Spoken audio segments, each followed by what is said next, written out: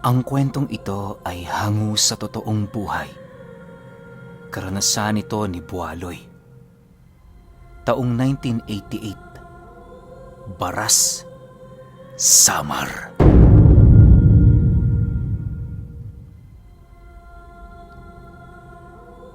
Itong mga panahong ito, kasalukuyang pinalayas si Bualoy ng kanyang mga magulang sa kanilang tahanan.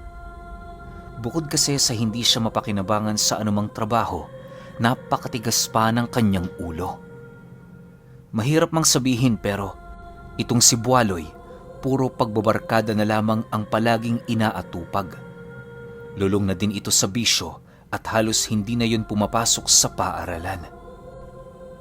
Ang tanging naisip na paraan ng kanyang mga magulang para mapagbago siya ay palayasin siya sa poder nito para magawa niyang mahimasmasan sa mga bagay na kanyang pinaggagawa. Dahil sa lumaking mayabang at palaging nasusunod itong si Bualoy, kaya na may naglakas loob siyang lumayas kahit hindi niya pa kaya. Bukod sa wala siyang dalang mga gamit, hindi niya din alam kung saang lupalop siya tutungo. Bago niya nilisan ang tahanan ng mga ito, nagawa pa niyang makasagutan ang kanyang ina dahil sa mga panunumbat nito sa kanya. Walang preno niya yung pinagmumumura na parabang hindi mahalaga sa kanya ang mga mabubuting ginawa ng kanyang pamilya.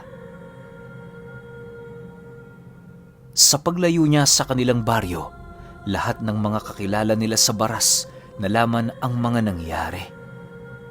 Hinanap pa nila noon si Bualoy pero hindi na nila yon nahanap. Nagdalawang isip naman silang pumanhik ng gubat lalo pat papasapit na ang takip silim. Makalipas ang 3 araw, ni anino ni Bualoy sa kanilang lugar, wala silang nakita. Ang mga magulang niya noon, maiyak-iyak ng kakahanap sa kanya dahil kahit papaano pamilya pa rin ang turing ng mga ito sa kabila ng kanyang mga ginagawa. Lumipas pa ang buwan sa pagsapit ng pista sa kanilang lugar. Lumitaw si Bualoy kasama ang isang matanda na bago sa paningin ng kanyang mga kababaryo. Habang naglalakad ang mga ito sa daan, dali-dali naman siyang nilapitan ng kanyang ama at walang pagdadalawang isip na niyakap. Bualoy anak, kumusta ka na? Galit ka pa ba sa amin? Tanong nito sa kanya habang umiiyak. Hindi naman ho ako nagalit sa inyo. Natanggap ko na ho kung anong nais ninyong ipabot. Tama kayo, wala akong puwang sa pamilya ninyo. Masaya na rin ako ngayon kahit papaano. Kaya pakiusap, bitawan niyo na ako. Nanlalamig na sagot naman niya rito. Nang marinig ito ng kanyang ama, agad naman yung napabitaw na parabang may kakaibang presensya na tumulak papalayo sa kanya. Matapos ang mga pangyayari, nagpatuloy na sa paglalakad ang dalawa hanggang sa marating nito ang liwasan ng kanilang lugar. Ang tanging pakay lang naman nila Bualoy roon, mga alak at wala ng iba. Habang bumibili ng mga alak ang kasama nitong matanda, pinilit pa siyang pauwiin ng kanyang ama pero hindi niya yun gaanong pinakinggan. Bagaman napakabigat na ng loob nito sa kanya, nagpumilit pa rin yung sumuyo. Kahit anong pagmamatigas ang gawin noon ni Bualoy, tila bang may kung anong kaisipan ang pumapasok sa kanyang sarili. Ilang minuto pa ang lumipas, nabaling naman ang kanilang mga wisyo sa kasama niyang matanda nang mag-uwi ka ito ng, "Tayo na, Bualoy. Tapos na akong mamili. Sino ba itong taong ito? May kailangan ba siya sa'yo?" Hindi ko ho ito kilala. Sa akin na ho yung dala ninyo, maestro. Umalis na ho tayo. Sagot naman dito ni Bualoy. Nang marinig ito ng kanyang ama, bigla na lamang yung natigilan nang marinig nito ang katagang maestro. Kung hindi siya nagkakamali, maaaring ang matandang yon ay isang ermitanyo. Ang labis niya lang na ipinagtataka ay kung bakit naging disipulo nito ang anak niya. Kung iisipin kasi, napakalabong maging disipulo ng ermitanyo si Bualoy dahil sa sama ng pag-uugali nito. Hindi yun marunong tumanaw ng utang na loob o kahit anumang magagandang bagay na ipinapakita ng mga taong nakapaligid sa kanya. Sa pag-alis ng dalawa sa baryo nila, mariin naman itong pinagmasdan ng kanyang ama. Makalipas lamang ang 2 araw, nakiusap ito sa mga kakilala ni Bualoy para sumama sa kanyang paghahanap.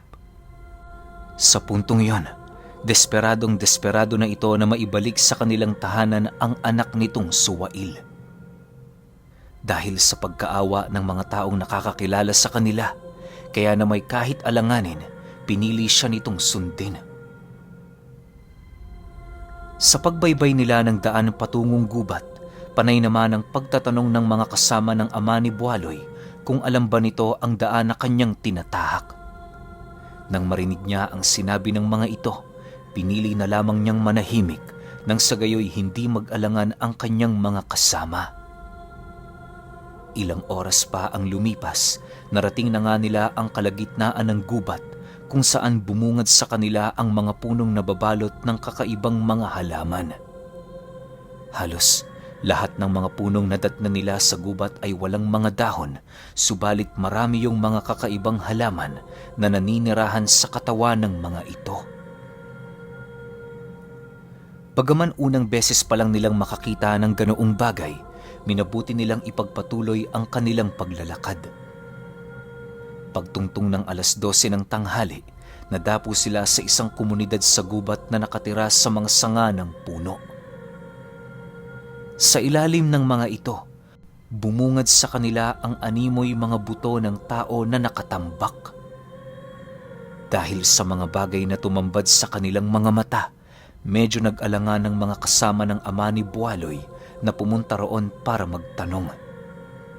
Sa isip-isip nila, hindi ordinaryo ang mga taong naroon dahil sa mga kakaibang bagay na kanilang nasisilayan. May mga kuro-kuro na ding pumaikot sa kanilang grupo na maaaring komunidad ng mga aswang ang kanilang natuklasan. Mang Ped, siguro maling lugar itong napuntahan natin. Umuwi na ho tayo. Mukhang hindi maganda ang simoy ng hangin sa lugar na ito. Wika ng isa niyang kasama sa paghahanap sa nawawala niyang anak. Nang marinig ito ng ama ni Bualoy, agad naman yung tumitig sa lalaki habang nananatiling walang imik. Ilang minuto pa ang lumipas, naglakas loob itong tumungo sa sentro para kausapin ang mga taong naninirahan sa mga sanga ng puno. Pagsilay ng mga ito sa kanya, laking gulat na lamang niya nang bigla yung magsitalunan pababa. Sa pagtayo ng mga nilalang na bumulusok sa lupa, kitang-kita ng ama ni Bualoy ang panlilisik ng mga mata nito. Walang patid din ang pagtulo ng laway sa kanilang bibig na animoy natatakam sa kanilang kaharap. Dahil sa pangyayaring yon, minabuti niyang dahan-dahang umatras habang patuloy yung pinagmamasdan. Nagkakamali ho kayo. Wala kaming masamang intensyon sa lugar ninyo. Nais ko lang hong magtanong ukol sa nawawala kong anak. Wika nito sa mga panauhing unti-unting pumapalibot sa kanya. Pagsilay ng ama ni Bualoy sa kanyang mga kasama, nasipat niyang nagsitakbuhan na yon papalayo. Hindi na niya nagawa pang matawag ang mga ito dahil alam niya sa kanyang sarili na kahit anong gawin niya, wala nang darating para magbigay sa kanya ng tulong. Maya-maya pa, naramdaman niyang dahan-dahan siyang itinali ng mga nilalang sa ugat ng puno nang sa gayoy masigurong hindi na siya makakatakas. Pagsilay niya sa buong paligid, halos mangiyak-ngiyak naman siya dahil sa kaba. Sa pagpapatuloy ng pangyayaring yon, bigla niyang nasipat ang isang baboy na halos kasing laki ng kalabaw. Dahan-dahan din yung lumalapit sa kanyang kinaroroonan. Matatalas ang mga pangil nito at meron yung mga matang maihahalin tulad mo sa mga uwak. Paglapit nito sa kanya, sa isang iglap, dahan-dahan yung naging isang ordinaryong tao hanggang sa tumambad sa kanya ang isang matandang babaeng nakahubad. Nangangalingasaw ang baho ng katawan nito na halos ikausog na ng kanyang lalamunan. Bakit kayo napadpad sa lugar namin? Tanong ng nilalang habang panay ang paghawak sa kanyang muka. Nang marinig niya ang sinabi nito, mangiyak-ngiyak naman siyang sumagot sa nilalang ukol sa kanyang pakay. Hindi na siya nagdalawang isip pang ilahad doon ang totoo, gawa ng ramdam niya sa kanyang sarili na kapag pinili niya pang magsinungaling, maaari niya yung ikamatay. Paglahad ng ama ni Bualoy na hinahanap nito ang kanyang nawawalang anak, biglang tinanong ng matandang babae kung ano ang pangalan nito. Bualoy ho ang pangalan niya, Ginang. Magdadalawang buwan na po siyang hindi umuwi sa amin. Noong pista, nakita ko siyang may kasamang matandang lalaki. Nagbakasakali akong tumungo sa gubat na ito dahil meron akong kutob na dito sila naninirahan. Pakiusap po, pakawalan niyo na ako. Wala naman akong masamang intensyon sa inyo eh. Matapos niyang makapagsalita, dahan-dahan namang napaatras ang matanda na para bang nag-aalangan ito na saktan siya. Sa isang iglap, iniutos nito sa mga nilalang na tumali sa kanya na ibitay siya sa ilalim ng papag ng patiwarik. Hindi naman nakaangal ang ama ni Bualoy sa sinabi ng matanda dahil sa takot na patuloy na nangingibabaw sa kanyang katauhan. Makalipas pa ang ilang minuto, nabitay na nga siya patiwarik. Bago siya iwan ng panauhing yon, ginilitan nito ang kanyang pulso na parabang nais nitong patayin siya sa kawalan ng dugo. Habang pinakikiramdaman ng ama ni Bualoy ang mga nangyayari, wala siyang ibang naisip na gawin kundi ang manalangin. Kinagabihan, mas lalong tumindi ang kanyang kalagayan. Nakakaramdam na siya noon ng pagkauhaw at pagkahilo dahil sa kawalan niya ng dugo. Ramdam na din niya ang dahan-dahang pag-usog ng kanyang mga laman loob patungo sa kanyang ulo. Akala ng ama ni Bualoy yun na ang kanyang katapusan, subalit sa paglalim pa ng gabi, merong milagrong nangyari sa lugar na yon. Habang pinipilit niyang matulog, bigla naman siyang nagising nang makarinig siya ng mga malalakas na pagkapas ng hangin sa lugar. May mga nasisipat din siyang hubot-hubad na nananakbo na parabang meron yung hinahanap na nilalang. Ilang minuto pa ang lumipas, nakarinig ang ama ni Bualoy ng mga malalakas na pagsigaw sa paligid na sinasabayan ng mga pagbagsakan ng mga bahay sa mga puno. Akala niya kung ano lang ang nangyayari, kaya pinilit niyang dumungaw sa papag na kinaroroonan niya. Pagsilay niya sa paligid, bumungad sa kanya ang isang matandang singtaas ng isang puno na merong mapuputlang balat. Sa tabi nito, naroon ang isang binatilyong may tangan-tangang baging na nagliliwanag. May suot din yung kakaibang kwintas sa kanyang leeg na parabang meron yung mga matang umiikot. Pagdapo ng liwanag sa pagmumukha ng binata, nasipat niya si Bualoy na seryosong nakatitig sa mga nilalang na nasa paligid. Dahil sa kanyang nasilayan, nagkaroon naman siya ng lakas ng loob para humingi doon ng tulong. Kahit na mamaos na noon ang kanyang lalamunan, buong lakas niya yung sinigawan hanggang sa dumating ang puntong narinig na siya nito. Dahil sa lukso ng kanilang mga dugo, kung kaya't nagawa siyang masilayan ni Bualoy kahit naroon pa siya sa pinakamadilim na parte ng papag. Sa pagtitigan nilang dalawa, walang pagdadalawang isip naman yung lumapit sa kanya. Pagbungad ng kanyang anak, nagtataka naman yung nagtanong ng, "Tay, ba't ka nandito? Nahuli ka ba nila? Sabihin mo, may pinakain ba sila sa iyong kakaiba?" Wala silang pinakain sa akin. Ang gusto yata nilang mangyari, ubusin ang dugo ko sa katawan. Bilisan mo, anak. Tulungan mo ko. Nanghihina na ako. Ilang patak na lang mauubos na ang dugo ko. Nang marinig ito ng binata, agad naman siya nitong kinalagan.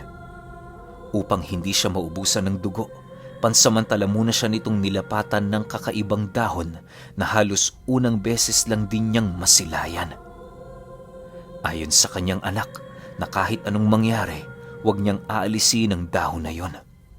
Yun kasi ang magsisilbing pantali ng kanyang kaluluwa at ng pisikal niyang katawan upang hindi yun tuluyang maghiwalay. Naniniwala kasi ang anak niya na ang dugo ng tao ang nagsisilbing kadena ng kaluluwa upang hindi nito lisanin ang kanyang katawang lupa. Matapos ang kanilang pag-uusap, dali-dali naman silang umalis sa lugar na yon. Habang tumatakas silang dalawa, ang kasama naman nitong matanda ang sumisira ng lahat ng pagmamay-ari ng mga aswang. Paglayo nila sa lugar, doon pa lamang nakumpirma ng ama ni Buwaloy na pugad nga ng mga aswang ang kanyang napagtanungan. Dahil sa medyo malubha pa ang kanyang pinsala, nagpasya si Buwaloy na dalhin ang kanyang ama sa tahanan nito. Tay, dadalhin kita sa bagong bahay, pero ipangako mo, wala kang pagsasabihan ukol dito. Pasensya ka na pala, matagal akong nawala. Pinagsisihan ko na ang aking mga nagawa, lalo na kay inay. Huwag niyo na akong alalahanin, nasa mabuti na akong kalagayan. Wika ni Buwaloy. Nang marinig ito ng kanyang ama, nagpumilit pa rin yung pauwiin siya. Subalit kahit anong gawin itong pagmamakaawa, desidido talaga si Buwaloy na manatili sa puder ng kanyang maestro. Ayon sa kanya, na kung pipiliin niyang bumalik sa baryo, walang magbabago sa kanyang buhay. Pero kung pipiliin niyang sumailalim sa pangangalaga ng kanyang maestro, marami siyang bagay na maaaring makamtan at marating. Para kay Buwaloy, ang pagtutuklas sa mga lihim na karunungan ang pinakamahalaga sa mundong ating kinagagalawan. Hindi lang nito pinapadalisay ang iyong puso, bagkus ay pinapalapit ka rin ito sa amang may likha ng lahat. Sa pagpapatuloy ng kanilang usapan, ramdam na ramdam ng kanyang ama ang biglaang pagbabago ng kanyang ugali. Habang nag-uusap sila, hindi niya maipagkakaila ang respetong punong-puno sa bawat salita ng kanyang anak. Makalipas lamang ang ilang minuto, nakarating sila sa parte ng gubat na merong maliit na sapa. Sa tabi nito, merong isang bahay na halos doble ang laki sa tahanan nila. Pagpasok nilang mag-ama sa loob, bumungad sa kanilang mga mata ang mga malataong nilalang na nasa kaanyuan ng mga hayop. Pagpasok nila noon sa silid ni Buwaloy, agad naman siyang dinapuan ng napakaraming insektong kulay pula sa kanyang katawan. Habang pinakikiramdaman niya ang ginagawa ng mga ito, nakakaramdam siya ng mga kirot sa kanyang balat na parabang tinutusok yon ng karayom. Maya-maya pa, tuluyan na nga siyang nakatulog nang hindi niya nalalaman. Kinaumagahan, bumungad sa kanya ang maamong mukha ni Buwaloy. Meron yung daladalang pagkain na nagawa na nitong maihanda bago pa man sumapit ang bukang liwayway. Sa tabi nito, naroon ang matandang may maputing buhok, nakangiti rin habang nakatitig sa kanya. Tay, siya nga pala ang aking maestro. Siya ang nag-alaga sa akin nang maligaw ako sa gubat. Marami siyang itinuro sa akin. Pakiramdam ko nga, sa isang buwang yon, isang dekada na ang lumipas. Dahil sa kanya, natutunan ko mga pagbigkas ng mga buhay na salita. Siya ang nagturo sa aking magpahalaga ng buhay at mas mapagbuti palalo ang aking sarili. Sa kanya ko nakita kung gaano ko kasama sa inyo na siya namang taus-puso kong pinagsisisihan. pagpapakilala ni Buwaloy. Matapos nitong makapag-wika, doon nasipat ng kanyang ama ang napakarami nitong ukit sa katawan. May mga suot din yung pulseras na tila ba isang gamit pamproteksyon. Dahil sa wala namang kaalam-alam ang kanyang ama pagdating sa lihim na karunungan, kung kaya't bigo siyang maunawaan ang mga bagay na kanyang nasilayan sa paligid. Ang tanging naaalala lamang niya, napakaligtas ng lugar na yon sa kahit na anong elementong may masamang bahid ng dugo. Buong buhay kasi ng ama ni Buwaloy, doon lamang siya nakaramdam ng matinding kapayapaan. Wala siyang iniisip sa bahay na yon, kundi ang kapanatagan ng kanyang sarili at ang kabutihang paulit-ulit na yumayakap sa kanyang presensya. Sa ilang araw na pananatili niya sa bahay ng ermitanyo, marami siyang naranasang kakaibang bagay tuwing gabi.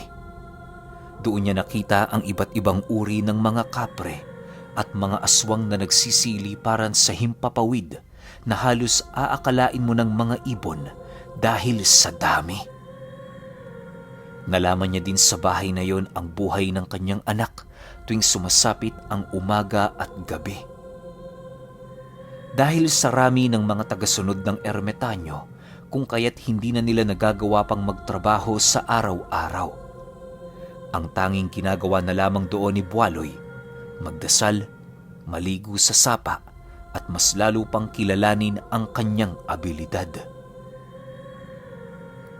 Maniwala kayo o hindi, sa loob ng 4 na araw na pananatili doon ng kanyang ama, gabi lang nito nagagawang makausap si Buwaloy. Kapag umaga kasi, abala yun sa pagdarasal, kasama ang maestro nito. Sa pagpatak ng huling araw ng ama ni Buwaloy sa bahay ng matanda, nagpa siya silang magsaya kahit papaano. Doon na din inilahad sa kanya ng ermitanyo na maaaring yun na ang huling pagkikita nila ng kanyang anak. Huwag kang mabahala sa anak mo, Manong. Hanggat nabubuhay ako, sisiguraduhin ko sa iyo na ligtas siya rito. Iwan mo na siya. Mas mapapabuti rito ang buhay niya. Itong si Buwaloy, noong nakita ko pa siya, punong-puno ng galit ang kanyang puso. Pero alam kong hindi lang siya nagagabaya ng maayos, kaya nagpasya kong kausapin siya at ituring bilang anak. Espesyal ang anak niyong ito, subalit dahil sa mga maling taong nakapaligid sa kanya, hindi niyo nakikita ang kanyang halaga. Alam kong hindi tayo mga perpektong tao. Paminsan-minsan nagkakasala rin tayo. May mga bagay tayong hindi nakikita habang hindi pa ito nawawala. Kaya sana, ang mga anak mong naiwan, pahalagahan mo sila para hindi sila mawala. Wika ng albularyo. Sa pagpapatuloy ng kanilang pag-uusap, bahagya naman silang natigilan ng makaramdamang ermitanyo ng mga bisitang hindi naman imbitado sa kanilang pagsasaya. Pagramdam nilang malapit na ang mga ito sa sapa, agad naman nilang kinuha ang kanilang gamit para yon ay salubungin. Ang ginawa naman noon ng ama ni Buwaloy, sumama sa mga ito upang maging saksi sa mga magaganap na pangyayari. Paglabas nila ng bahay, bumungad sa kanila ang 3 aswang na kasalukuyang nakatayo sa gitna ng sapa. Nasisiguro noon ni Buwaloy at ng kanyang maestro may tinatangan ang mga itong mutya. Upang hindi tumagal ang sitwasyong yon, walang pagdadalawang isip naman nila yung sinugod. Bago sila tuluyang makalayo sa kanyang ama, inabisuhan niya yung huwag lumabas sa bakod ng kanilang bakuran.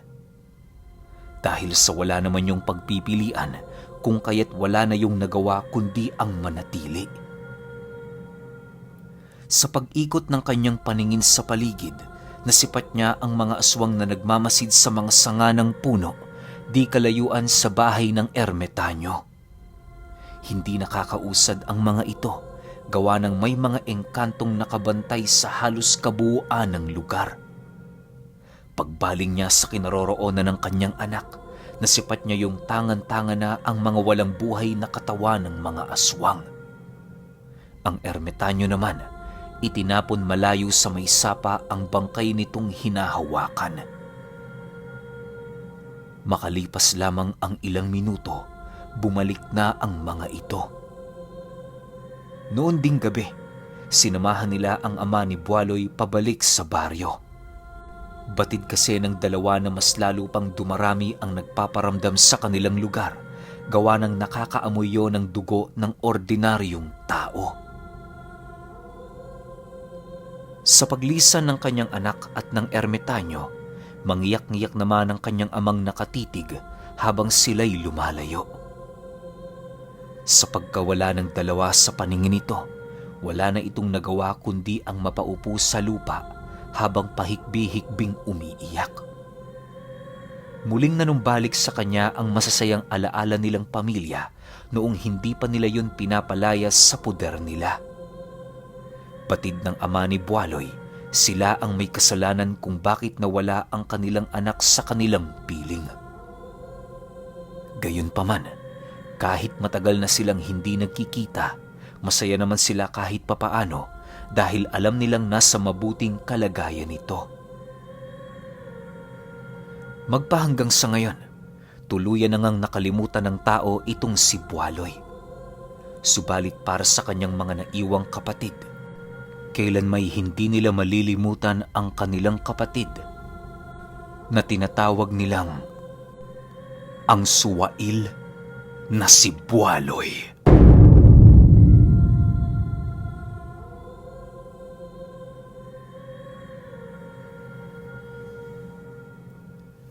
Okay, opinyon ko sa kwento, napakaganda ng naging takbo ng buhay ni Buwaloy.